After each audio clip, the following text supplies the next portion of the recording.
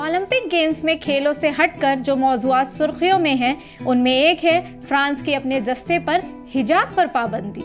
इसको हम कुछ यूं भी बयान कर सकते हैं कि ओलंपिक गेम्स के दौरान किसी भी फ्रांसीसी खिलाड़ी को हिजाब या मजहबी अलामात वाली अशिया पहनने की इजाज़त नहीं होगी।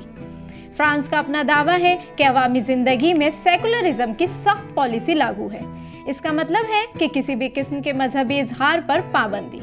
दरअसल जब हिजाब की कंट्रोवर्सी ने तूल पकड़ा तो उस वक्त इंटरनेशनल ओलंपिक कमेटी ने इस बात की वजाहत की थी कि ओलंपिक गेम्स में खिलाड़ी सिर्फ अपने अपने गेम्स फेडरेशन के कवानीन के पाबंद होते हैं। इंटरनेशनल ओलंपिक्स कमेटी का कहना है कि ओलंपिक विलेज में IOC के कवानीन लागू होते हैं, लिहाजा हिजाब या कोई और मजहबी या सकाफती लिबास पहनने पर कोई पाबंदी नहीं है। हिजाब पर पाबंदी के खिलाफ एमनेस्टी इंटरनेशनल ने सख्त रद्द-ए-अमल जाहिर किया है। हिजाब पहनने वाली फ्रांसीसी ख्वातीन खिलाड़ियों पर पाबंदी इंसानी हुकूक के बैनुल-अक़वामी कवानीन की खिलाफ वर्जी है।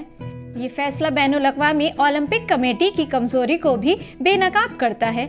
अगर ओलंपिक्स में हिजाब की बात करें तो अमेरिका इत्तेहाद मोहम्मद ओलंपिक गेम्स में हिजाब पहनने वाली सबसे हाई प्रोफाइल एथलीट हैं। उन्होंने ब्राज़ील के शहर रियो डी जेनेरियो में 2016 के ओलंपिक गेम्स में हिजाब पहनकर ब्रॉन्ज मेडल जीता था। फ्रांस में हिजाब सियासत का मौजू रहा।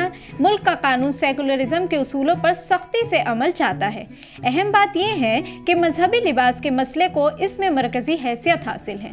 फ्रांस का अपना दावा है कि उन कानून का मकसद हुकूमत को मजहबी मामलात में गैर जानिबदार रखना है। यही कानून सरकारी स्कूलों और सरकारी मुलाजमीन के लिए मजहबी अलामती पहनने से मना करते हैं, जबकि 2010 में पूरा चेहरा ढांपने को गैर कानूनी करार दिया गया था।